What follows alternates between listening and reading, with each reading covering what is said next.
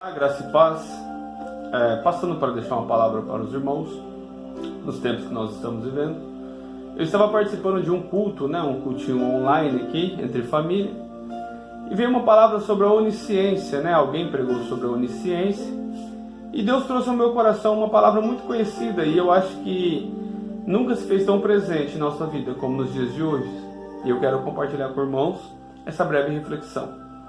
Romanos capítulo 8, versículo de número 28, que diz: sabemos que todas as coisas concorrem para o bem daqueles que amam a Deus, daqueles que são chamados segundo o seu propósito. Ora, é uma palavra que a gente gosta muito de ouvir, A gente gosta de comentar sobre ela, mas na prática nós temos dificuldade em entender essa questão de todas as coisas cooperarem para o bem daqueles que amam a Deus.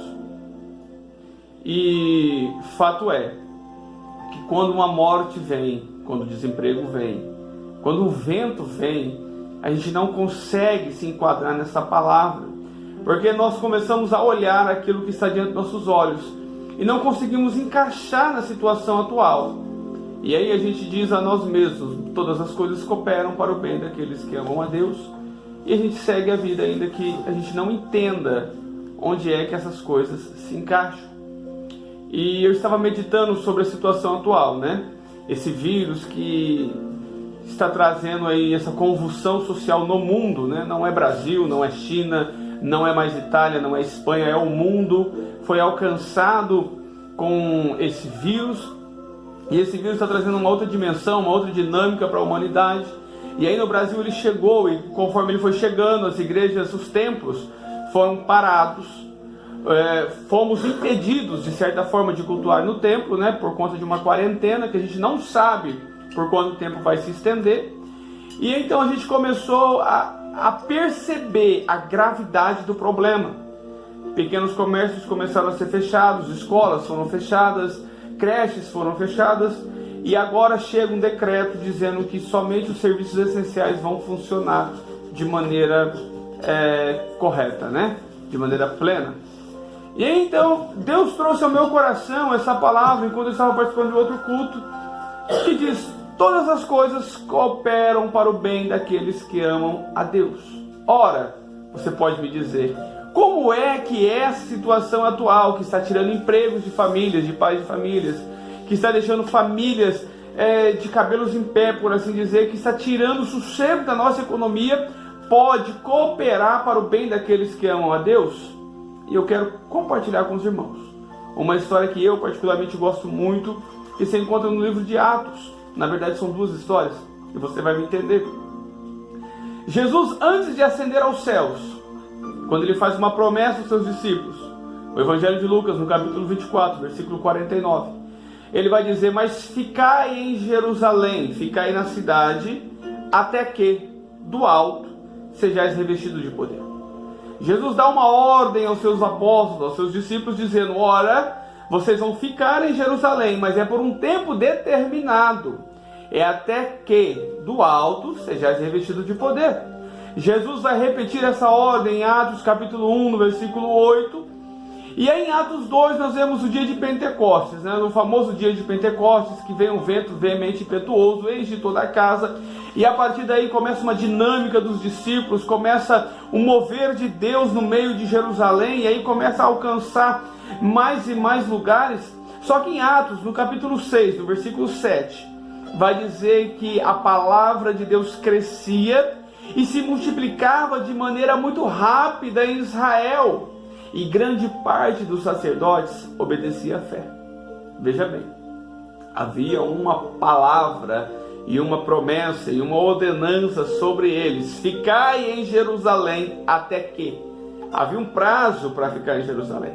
Já havia acontecido esse prazo, que era o derramamento de poder. Deus disse, Jesus falou: fica até que do alto sejais revestidos. Eles já tinham sido revestidos do poder, mas eles permaneciam em Jerusalém.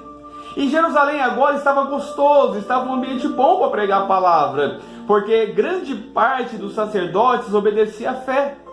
E a palavra crescia de maneira rápida, está lá em Atos capítulo 6, versículo 7. Então Jerusalém estava gostoso. E no Brasil, irmãos, estava gostoso servir a Deus. Fora aí os desvios doutrinários, as heresias que havia em nosso meio, estava gostoso servir a Deus, estava muito fácil servir a Deus. Eu sou pastor e eu vou dizer isso sem medo de ser criticado. Os pastores estavam mal acostumados, estavam templários demais. Tem pastor que a crise nem bateu e já está desesperado porque a igreja fechou. E ele não sabe ser pastor fora do templo, porque ele não visita, ele não traz uma ceia fora da igreja, ele não faz um trabalho que não seja chamado de trabalho oficial do templo. Ele está preso a uma placa denominacional. E aí Jesus vem e permite que um vírus chegue e bagunce toda a estrutura do lugar. Vocês estão me entendendo? Estava fácil demais servir Jesus no Brasil, irmão.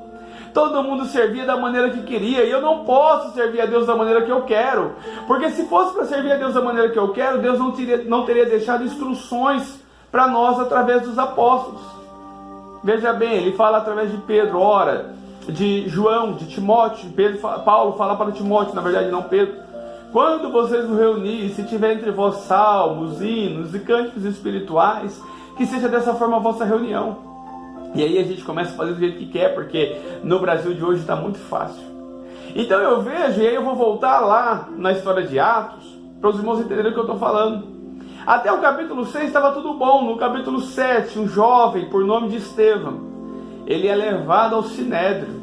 E ele traz uma palavra contundente que vai contra toda a religiosidade de Israel. Ele traça um paralelo de Moisés até os dias atuais e aponta o dedo na cara de líderes religiosos e diz: vocês mataram o príncipe da vida. E a Bíblia diz que aqueles homens rangeram os dentes contra Estevão e aí tiraram ele de maneira, arrastando ele do Sinédrio, levaram ele para fora para ser apedrejado, e um jovem por nome de Saulo consentia na sua morte. E aí eu estou rindo para que você vai entender o que eu estou falando. No capítulo 8, a partir do versículo 1, a morte de Estevão desencadeou uma perseguição grande em Israel. A Bíblia diz em 8:1 de Atos, no capítulo 8, versículo 1, que uma grande perseguição começou no meio de Israel, e aí os homens, os cristãos de Israel foram dispersos para outras cidades. E talvez você não esteja entendendo o que eu estou falando, mas Deus, ele pega algo que o inimigo usou para tentar destruir a igreja, para na verdade fazer a igreja crescer. A igreja estava acostumada em Israel estava bom para cultuar, e aí o inimigo coloca uma perseguição, achando que estava vencendo, e aí Deus pega essa perseguição do inimigo e transforma na sua promessa. Ora, eu havia dito, Jesus tinha falado, para ficar em Jerusalém, até que do alto fosse revestido de poder. Então agora vai dizer no versículo 2 e no versículo 3 que esses homens que foram dispersos de Israel desceram para as outras cidades, Samaria, Gaza, Azoto, e começaram a pregar o evangelho. Olha como que Deus faz, olha como que Deus usa aquilo que nos era contrário. Vai entrar com Romanos 8:38, todas as coisas cooperam para o bem daqueles que são chamados por Deus. Ora, aquilo que era contrário agora foi favorável para a obra, para o enriquecimento do Evangelho, para o crescimento do Evangelho do reino. O reino agora não estava mais preso em Jerusalém, o reino agora estava além. E estava sendo apregoado em terras estranhas. Filipe vai fazer uma grande obra em terras estranhas, porque eles, depois de uma grande perseguição, saíram para cumprir o ídolo de Jesus fora dos arredores da cidade. E o que tem a ver com a nossa situação atual? Ora, seja sincero comigo. Quando é que o teu celular, o teu smartphone, a tua Smart TV, o teu PC, o teu notebook, quando é que ele foi tão usado para propagar a palavra de Deus como agora? A verdade é que eu estou vivendo de cultos online.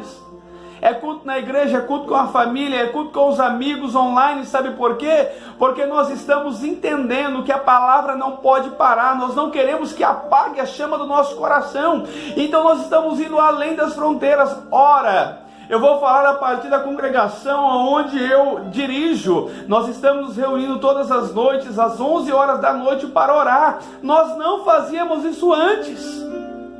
A gente orava, sim, orava, claro que orávamos, mas cada um no seu tempo, cada um na sua hora. Alguns eu acredito que nem orava, mas agora tem uma convocação, sabe por quê? Porque o medo bateu, e quando o medo bateu, nós recorremos àquele que é Senhor da nossa vida. Então é nisso que eu vou entender que Romanos 8:38 se encaixa. 38, não, 28, me perdoe. Eu vou até conferir aqui. Para continuar a história, eu vou até conferir aqui o Romanos, porque eu acho que eu já falei 38 umas 2 vezes. E é isso mesmo, é Romanos 8:28. É aqui que ele se encaixa.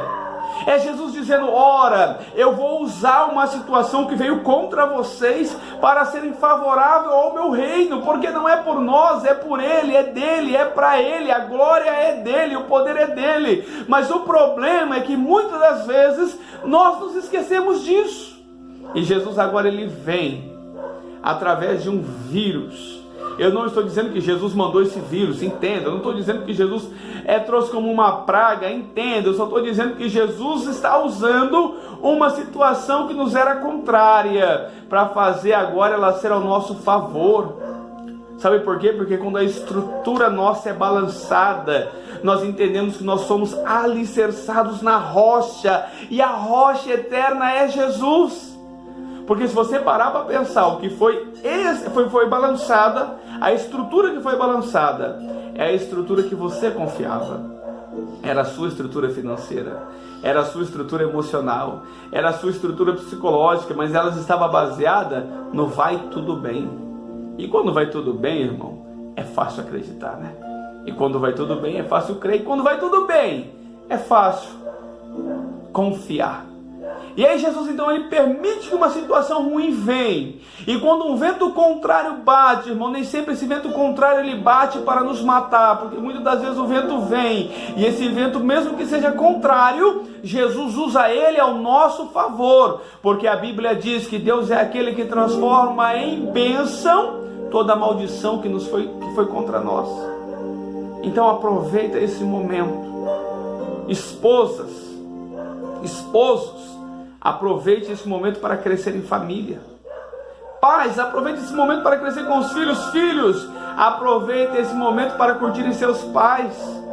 Igreja, aproveite esse momento, igreja brasileira, para orar como há muito tempo a gente não orava. Aproveite esse momento para colocar a leitura da Bíblia em dia. Aproveite esse momento para colocar o conhecimento da Bíblia em dia. Aproveite esse momento para colocar a leitura de livros em dia. Aproveita, sabe por quê? Porque todas as coisas, Romanos 8:28, cooperam para o bem daqueles que amam a Deus, para o bem daqueles que o buscam, que são chamados segundo o seu propósito. Ora, nós como igreja, nós somos chamados no propósito do Senhor. Então está na hora de nós crermos com a nossa alma, e em esperança, crer contra a esperança de que Deus vai usar este momento, está usando na verdade este momento para trazer um novo tempo sobre a igreja brasileira. Pastores vão ter que aprender a pastorear de verdade. Ovelhas vão aprender a confiar de verdade. Crentes vão aprender a dar valor no templo quando saírem dessa crise, porque muitas das vezes a gente ficava em casa com qualquer desculpa. Chovia de manhã, a gente dizia que não iria no culto à noite, mas agora a saudade vai apertar, e nós vamos aprender a valorizar aquilo que nós sempre tivemos liberdade de fazer, que é servir ao Senhor em solo brasileiro. Igreja, aproveite este momento para vivenciar um tempo com Deus, qual você nunca teve. Sabe por quê? Porque quando Jesus abre as suas asas, como ele tentou abrir para Israel, não seja como Israel, que não quis entrar debaixo das asas do nosso Senhor. Entre embaixo do cuidado de Jesus. Entra debaixo do consolo de Cristo, entra no abrigo de Deus e seja, irmãos, consolado pelo doce e santo Espírito do Senhor. Que este momento sirva para que você cresça em fé, cresça em graça e em comunhão com o nosso Senhor. A paz do Senhor e fique com Deus.